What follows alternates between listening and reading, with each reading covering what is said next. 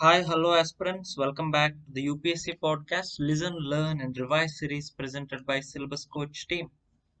So this is the podcast of Indian history syllabus. Now we have come to the lesson 10, the Gupta age. So I have totally designed 11 videos or 11 podcasts to complete the ancient history syllabus. It's like a quick revision before the last minute revision of exams kind. So this is the Gupta's age, friends. It runs from 320 to 550 AD. This would be a little bit longer lesson compared to other lessons. So what I have thought is in UPSC perspective, I would not be dealing with the kings and their dynasty names. Rather, I would directly enter into the literature, society, economy, administration, and other aspects of Guptas that would be relevant for the examination. So, as an introduction, I would like to read this line to make you understand why the Gupta's age was called as the golden age of India. Friends, it was called as the golden age because the Gupta Empire was a very big empire and has brought stability to India after the Mauryans. So after the Mauryans, it was the only bigger dynasty that has brought stability to major part of India. Well, moreover than that, it has also given power to local leaders and united much of the Indian subcontinent and hence ensured peace and prosperity.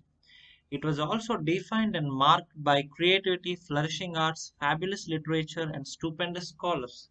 So the languages like Sanskrit, literature works, creative works, art and architecture has can be said to has reached the zenith during the Gupta's age, and that's why it's called as the Golden Age. Friends, now I can say that in the Gupta's age, especially literature is very famous. So I am taking up literature of Gupta period as the first thing. So, for example, now let me read some names.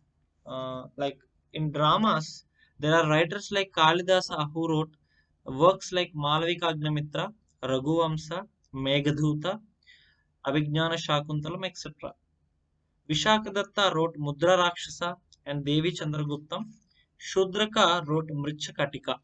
So Shudraka was like a lower caste person, a Dalit person who wrote Mrichakatika, which clearly defines what are the problems which were faced by Shudras at that point of time. There was also a eulogy written by Harisena. His work was named called as Prayaga Prashasti on Samudragupta's victories. There are also grammar works written during the Gupta's period. Example, Amar Simha has written Amarkosa. Dandin has written Kavya Darshana and Dashkumar Charitra. There were also philosophies like Acharya Vyasa wrote Vyasa Bhashya, Vatsayana wrote Nyaya Bhashya, and there were also books like Panchatantra, which was written by Vishnu Sharma. Okay, that's thing. So, friends, the literature, the main works which remarkably can be ascribed or prescribed to the Guptas are two things. First thing is the 18 Puranas have been compiled in the Gupta period. So, we know about the Puranas. I have told you in the initial Vedic literature, the Puranas, which starts from the Vedas orally, they have been compiled in scripted forms, okay, in the Sanskrit during the Gupta. So that's the best thing what Guptas have given to the Indian literature. And during the Gupta Age, there has been a growth of Brahmanism and Hinduism. Okay, so what happened during this time is there was a consolidation of gods.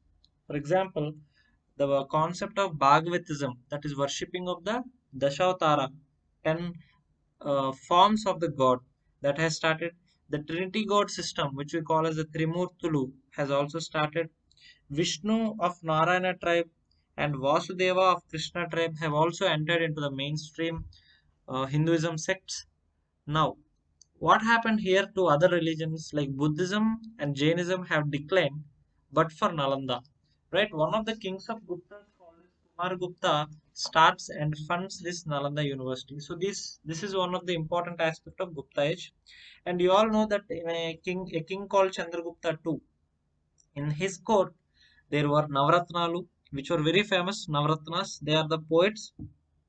I'll just read the names, but you need not remember, friends. Okay, just know that these people are the Navratnas in Chandragupta II court. They are Kalidas, Amarasimha, Dhanvantri, Varahamihra, Gatakarna, Vararuchi, Shapranak, Velabhat, and Shank. So, friends, in Guptas there were also paintings which are famous. The Ajanta paintings which we know, they have started during the Guptas. Some of the Ajanta paintings will be started during the Satvahana rule also, which was earlier, but they reach their zenith again in the Ajanta paintings. They are the first Indian paintings which are called as frescoes. What is a fresco? Fresco is a technique of mural painting made on freshly laid wet lime plaster. So these are murals. What is a mural? Mural is like a painting on a wall. So on the walls there will be uh, a freshly laid wet lime plaster on which this fresco paintings will be made. Okay. Now Ajanta are the greatest specimen of Buddhist art in Gupta times. What kind of paintings are there in Ajanta? They are the Jataka tales of Buddhism. Okay. Now, some of the inscriptions or pillars I am reading which are related to Gupta age. The first one is Allahabad Prashasti or Prayaga Prashasti, which was made by Harisena, who is the External Affairs Minister of Samudragupta. So, Samudragupta is famous king who is known to be who is known to have won many battles. So, in praise of Samudragupta, his External Affairs Minister Harisena has laid this inscription called as Allahabad Prashasti or Prayaga Prashasti. The second one is Gaya copper plate at Gaya Stupa built by Meghavarman, a Sri Lankan king. The third one is the famous Mehrauli iron pillars at the Qutub Minar. So this is deemed to be the marvel of metallurgy, also has Chandragupta two victories. Coming to the important science and technology achievements of ancient India. Friends, many of the ancient Indian science and technology achievements were happened have during this Gupta age. Okay, Guptas knew the atoms and molecules much before the Greeks. Okay, for example, the Vaisheshika school, which was started by Kanada, has elaborately told and described about the atomic theory. They have talked about the atoms and molecules much before the Greeks. Brahmagupta, who was present in the 7th century AD, know about gravity much before Newton. Some of the marvels of Indian metallurgy, like the Mehrauli iron pillar and the copper statue of Buddha from Sultanganj, are the zenith examples. Friends, Mehrauli iron pillar has not corroded even till today. The usage of zero and decimals are widely known in Gupta age. Aryabhatta belongs to the Gupta's age who have invented and used the decimal system. Zero was invented by Indians only. It is generally prescribed to Brahmagupta. There are also geometrical works and trigonometry works. Aryabhatta has done this trigonometry work in his work called Surya Siddhantam. So friends, a lot of such works have been done. They know the value of pi. They have known that sun is stationary and earth rotates around the sun. So they have also started astronomy, that is Jyotisha Vedanga and all. So apart from this science and technology, let me also give you two important medical works which happened during this time. That is the Charaka Samhita and the Shushruta Samhita. These two are very important. The Charaka Samhita gave about the details of cure and treatment of various diseases, which was written by Charaka. Shushruta Samhita, which was written by Sushruta, gave the details of surgery and even anesthesia. Now, coming to the art and architecture, Gupta's age was indeed called as the golden age of ancient India because it has developed art, architecture, sculpture, paintings, terracotta figures, mural paintings, fresco paintings at an unprecedented level. Gupta age marks the beginning of temple architecture, friends. Friends, Indian temple architecture can be broadly divided into three types. Okay, listen carefully. Nagara architecture, Dravida architecture, Vesara architecture. So North Indian architecture is generally called as Nagara. South Indian architecture is called as Dravida. And a mix of these two, Dravida and Nagara, is called a Vesara architecture. So this Nagara architecture has started in the Gupta age. Okay, the temples in the North India have started under the Gupta age. One of the finest examples is the Dasavatara temple at Devagad, which is a Vishnu temple. Okay. Nalanda Buddhist University has also started at this time. Rocket architectures of chaityas and viharas like Ajanta Ellora caves were also part of the Gupta age. Coming to the Gupta society, yes, there were castes and subcastes.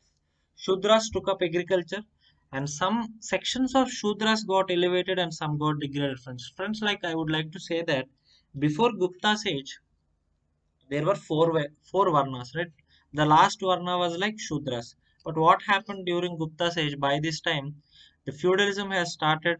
Okay, so some sections of Shudra who owned lands, they have got elevated as the little upper castes. Okay, that is called as Sanskritization of castes. If any caste, because of their economic status, moves upper the ladder of caste hierarchy, that is called as Sanskritization of castes. Okay, so some sections of Shudras have got Sanskritized and elevated, whereas other sections who were very much degraded and they were like they became untouchables during this Gupta society. So this concept of untouchability and heavy discrimination unfortunately started during the Gupta society because of this feudalistic mentality.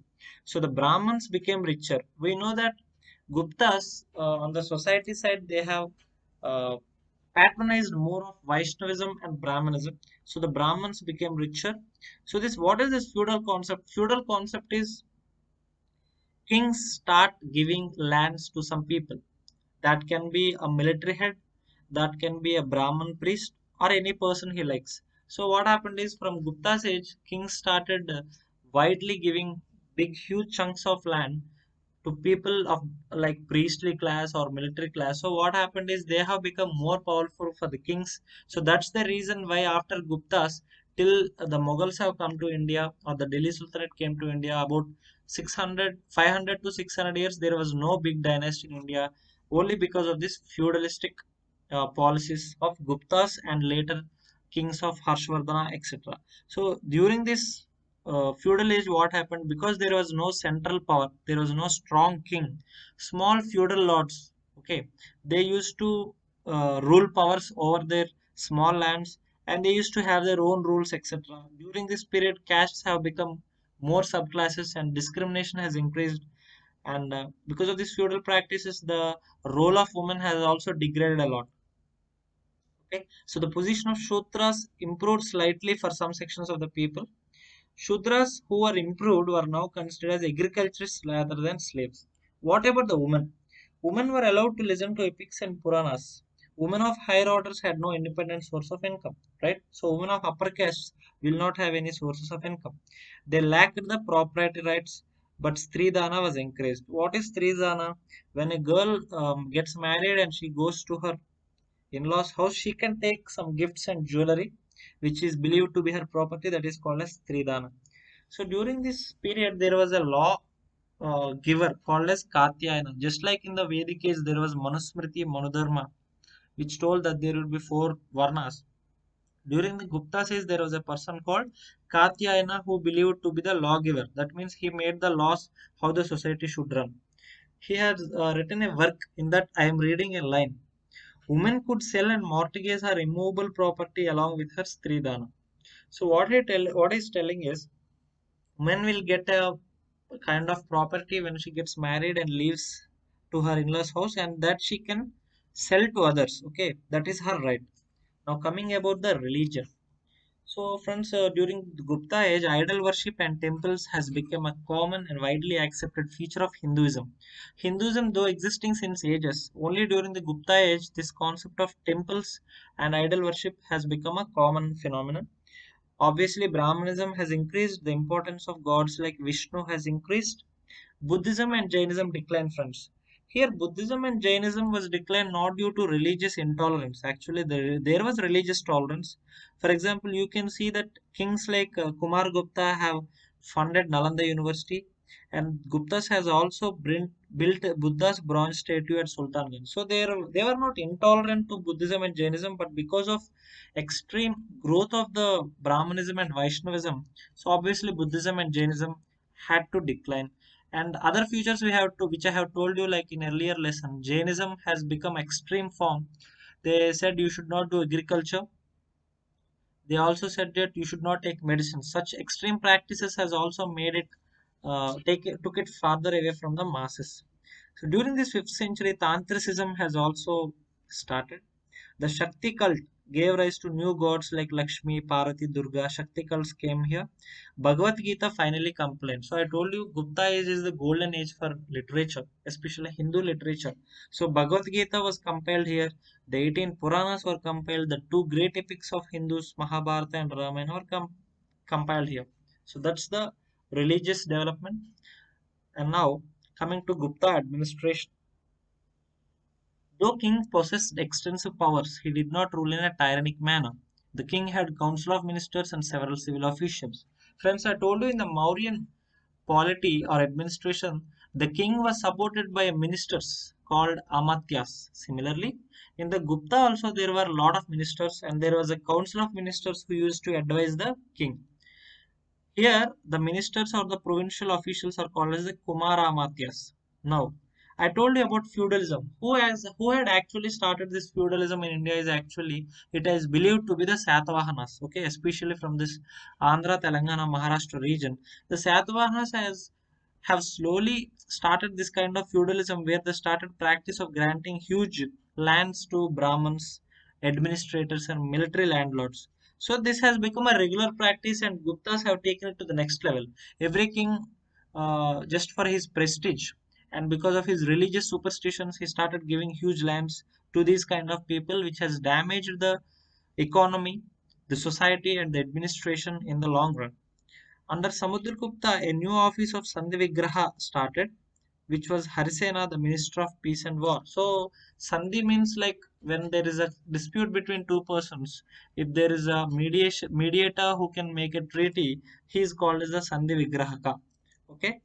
For Samudragupta, I said who is the warrior king who has won many battles. Harisena was his Minister of External Affairs and he was also his Sandhi Vigrahaka. Okay. There was also judiciary. So all the wings of government which we see in present day India were also present in the Mauryan dynasty as well as Gupta dynasty. There was also an army officer, okay, and there was also a tax, okay, called as Sena Bhakta. What is Sena Bhakta? Sena Bhakta is a tax collected by the Gupta dynasty so as to what to say, it has to maintain its army, right? So to maintain the army was to be fed by people whenever it passed through countryside. That was called Sena Bhakta. For example, army is going to a particular place to fight a war. So whenever army stays at a particular location, the people of that location used to feed those army people. That is called as Sena Bhakta. So that means bhakti towards the army, you can say. And there is also practice called forced labor. It is called as Vishti. Vishti is the practice of forced labor in the royal army. Friends, coming to this administration, the Gupta Empire can be divided into bhuktis. So here province is called as the bhukti. Bhuktis are divided into Vishayas. Vishayas are divided into Vitis. Vitis are divided into villages. Now, who heads these things? Empire is headed by a king or emperor. Bhuktis are headed by Uparika. Vishayas are headed by Vishayapati. Vitis are headed by Nagara or Nagara Shreshti. And finally, villages are headed by Gramika. Coming to the last topic, that is the Gupta economy. Compared to earlier period, Indian trade declined. Friends, I would like to give you an irony here. Yes, Gupta age is called as the golden age of India. It has improved in the literature front. It has improved in the Vaishnavism, Shakti cult. It has improved aspects like what to say, structures, sculptures, art and architecture. But in some aspects of society, it has degraded. And particularly in the trade, I tell you, it has degraded a lot only because of the feudal practices. Because of the feudal practices, the trade had declined, and by the time Harshavardhana rule ends over, Indian trade has completely declined, and only after the Mughal dynasty establishes itself a strong rule, only then trade starts to increase again slowly. Friends, you should understand that only when there is a strong king, only when the governance is centralized and stable for a long period of time, there can be peaceful trade happening in the country. Only then economy will prosper. So in Gupta's age, the irony is the number of gold coins will increase, but actually the economy is declining. Okay. So the chief source of income in Gupta's also is land revenue. Similar like Maurya's, here also 1/6 of the produce has to be given by the farmer to the king. Southeast Asia gained importance as center of Indian trade.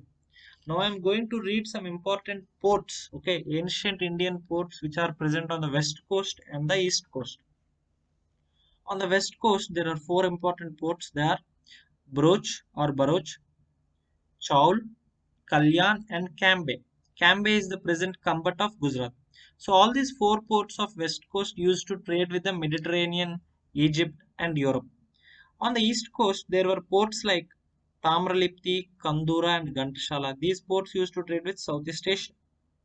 So friends, in agriculture, the state was exclusive owner of land. Okay, land survey was conducted. Pustapala was there was an officer called Pustapala who is the in charge of maintaining land records. Just like we have our VRO, village revenue officer present. At that time there was Pustapala. During Gupta's land grants also included transfer of royal rights over salt and mines, which were earlier states' monopoly during Maurya. So, friends, we listen to these words called Agrahara, Devagrahara. That means lands given to the temples, lands given to the priests, lands given to the mansabdars or the military commanders. So, what happened earlier during Mauryas, because there was no feudal system, all the lands were actually maintained by the king only.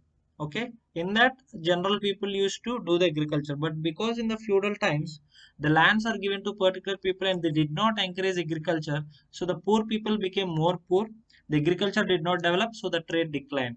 So this, in this way, you have to understand the practical element of how feudalism and how religious practices have damaged the not only the Indian economic trade but also the Indian governance and the stability of big empires. Okay, so you should not think religion and governance together. So sometimes religion and the belief systems can support the economy, and sometimes it can hamper the economy. It all depends on the kind of system the king establishes.